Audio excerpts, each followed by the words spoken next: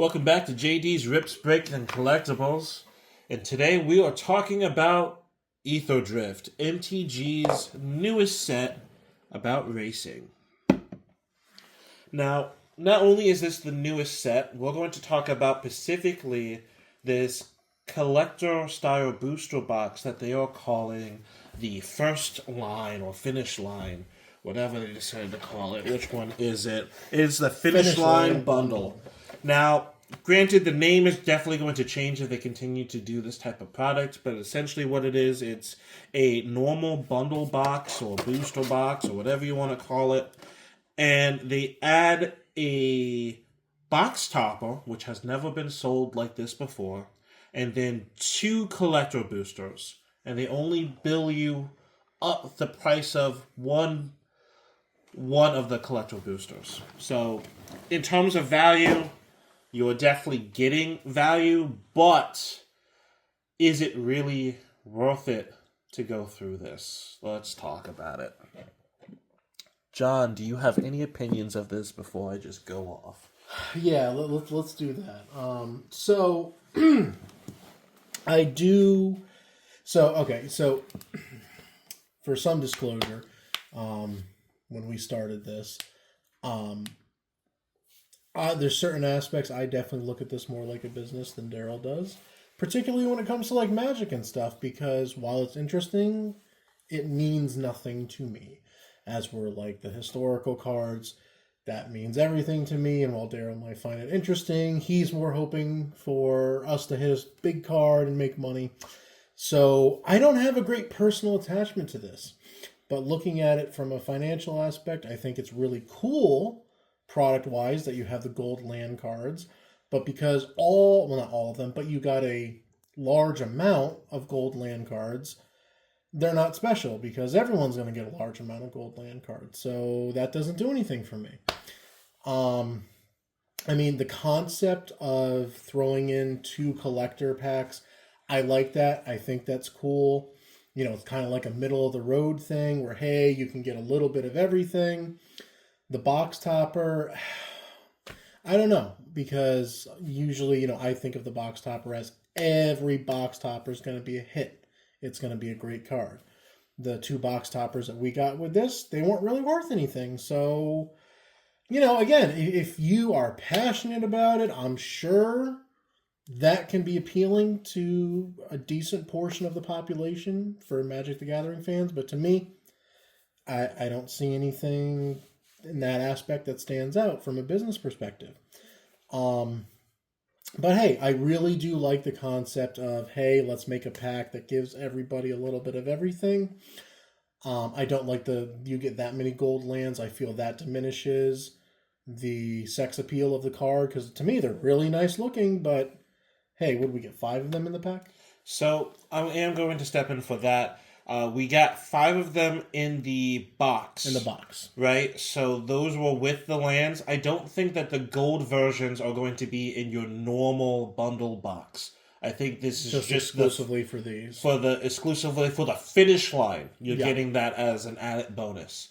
When we were opening the packs, we did get 1 more gold one, and that was within the what is it called? The box topper. Box toppers are normally 1 card. So for this to have 2, I'm not sure if each box topper is going to come with a land, but that can definitely add to the value because that was the only way we got it. Right, but I mean, generally speaking, and correct me if I'm wrong, aren't box toppers usually really they're all going to be desirable to an extent? Not really. Oh, okay. Then never mind about that. So the difference is a box topper typically is of 1 of 3 cards, so we always know what cards they're going to be. But because this box topper came in the set, I don't know if these are the same box toppers from if you bought it traditionally, like if you bought the $150 box, or if this is a completely different group that you are only going to get within this. And it would be nice if Wizards of the Coast can explain that in some way, but from what I can tell, they haven't really talked about it. Okay. So, my thoughts on this. John's right, I am a player. So, when I look into a set, I want to look into sets that I like, right? I'm not big into racing. I'm not big into NASCAR. I'm not big into Star Wars. Doing this in 9 parsecs. This isn't my thing, right? So I was going to skip all of aetherdrift. But what I wanted to do for the video is show the difference between a draft booster, a play booster, and a collector booster. And this box had 2 of the 3. The only one it didn't have was a draft booster, which is the same thing as a normal play booster, just instead of having 1 land, they give you an extra card. Because they assume that you're going to have lands because you're doing a draft. That's the only difference. So I was really going in this with the idea of what is the difference between A and B. And what traditionally is the difference is you get more full art cards, you get more value cards, you get more money cards. And I'm going to be absolutely 100% transparent with you. My luck isn't that bad. You saw me open the cards. I got 2 mythics in this one box, which is normally not the case. I got shit. I got shafted, you know, and I know that could be just the matter of luck. Some people might open it up and they will hit $200 or $300 cards, and some people might get 1. I had one friend who got 5 mythics in one box. It happens. But in terms of me spending an extra or like double the amount to get 2 collector boosters, I feel like if I had a collector's booster and I got the value I got today, I would still be upset with it. And it is a gamble. And I can't take that away from it. But what I can take away is dice. The one thing I didn't show in the other video is the dice, because there is a 20-sided dice that comes into every set. Now, this is not from this set. But this is the nicest one that I have in my collection, which I have a decent amount in my collection. You know, I've been doing this for a while. This is also a really nice one. And this is the one they gave me. And I'm sure you're thinking, well, it's race car theme, of course. I'm going to have John, who does not play Dungeons & Dragons, who does not play Magic the Gathering, have him hold a basic one. Tell the camera how this feels. Okay. Feels... I mean, no, this is just me having no experience. I'd like this to be a little heavier. But, I mean, it's smooth. Yeah. Okay. Yeah, okay. I'm going to give him my nicest one. How does this one feel? So, this is me talking. This is lighter, so I just the feel, purely the feel. I like the other one better, but yeah. Now this is the dice that was in this collector set. Yeah, I can't. So okay, what I can tell you off the bat. Well, I'm not gonna. Ooh, this one here. The edges are very fine. They're very pointed. I like that. Yeah, why does it... It feels... it's chintzy. Yes. And I can't, like... comparing these two... yeah, it just... It feels lighter. It feels less premium. It feels cheap. It does. And I can't tell you why. It's the edges. It's all the connective points. For whatever reason, there's just something about that. Also, okay, I think I might have it. You know, obviously it depends how tactile you are, right? But these are all large numbers.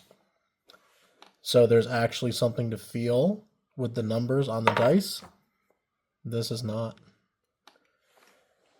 So yeah, the 2 things I would say tactile. I don't know if it's... I mean, it really just feels like it's cheaper, but yeah, the edges are not as defined, and going over each individual flat space, it's tactic.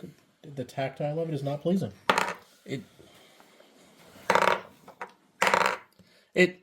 It feels... It sounds weird. This just also feels really lighter.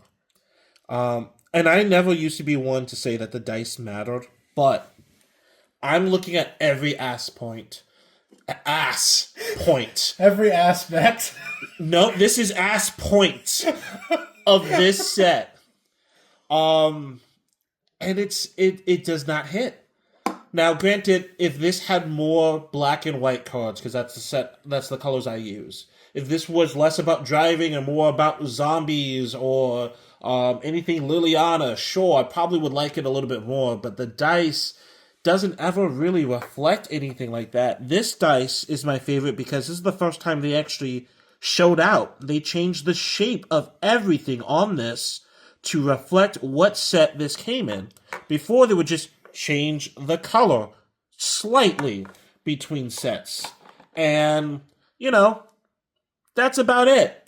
They made it bigger, because I'm looking at one towards the bottom that was definitely an older set. And this is what the dice used to be compared to now. There is a decent size difference. And when doing that, this dice feels more Dungeons and Dragons. This dice is denser somehow, while still being smaller. And I don't know if this is a way that how they're just saving money. Are they just making it lighter? Are they making it less defined? Are they just not putting their heart into this? And I know what you're thinking. This is a card game. Wizards of the Coast makes Dungeons and Dragons. They are the ones who invented Dungeons and Dragons. They make those dice too. So this is something that they should not skip out on. This is their bread and butter. And it's interesting because the gold one that you say that is your favorite, to me that has like a very, obviously someone who's not into MTG, has a very like Doctor Strange kind of feel to it. Yes. And I can appreciate that. Like visually, yeah. I mean, obviously it's worn. No, I've never rolled this. This is how it came. Oh, it comes down. Okay. Yes. Okay. I thought that was partially due to wear. So yeah, I mean that's cool. I get what they were going with the racing flag. I could highly appreciate it if they found a way to convey it better. But because of the size of the dice and trying to do the checkered flag pattern, it just doesn't work. Now, on the 20 side, there's usually the shape or the symbol that comes in the set, right? So they do that intentionally so that you know where this came from each time. And yes, this is the symbol for this set. It's just a checkered flag, but it's kind of too on the nose compared to every other number also being a checkered flag. It makes this feel empty, while the rest of them, it just gave them more life to have that compared to everything else. So, with all of that said, I am not just salty with this. I'm PO'd. I am chickpea'd 100% of the way. It was not worth the value. The only way this would ever be worth the value to me is if the set itself was already worth it. And at that point, I don't think I'm going to show out to spend the extra money because I don't normally get the collector boosters to begin with. I get the stuff that I want to play with, and the collector boosters will really be more for a collector to put into my box to trade with or potentially sell if I'm low on money. So with that, I'm chickpea'd. So I am divided. So I'm not fully salty, a little salty. I don't have a huge passion for this aspect of it. But again, there's just enough to it that the concept seemed cool, but yeah, I'd say it's about where I am. Well, from chickpea'd to A to Z, let us know down below what you think of this set. And if you actually bought it, let me know if you actually got the value of $90 out of it. Because at the end of the day, yes, card games are a lot like gambling, but you would want to hope that the amount of cards you got at least broke even, or at least even close to it. This was so far south. And even if it's not from a financial aspect, just the joy of what you got from it. Was it even worth that? Or even the joy of getting something that you can put in your own deck. I play Orzhov, which is black and white. I did not get almost any black or white cards. And if I did, it was nothing that went together. So let me know if you're able to make something cool with it. Let me know what faction you play. And again, chickpea to A to Z. Let's hear it. Thanks for watching, and we'll see you next time.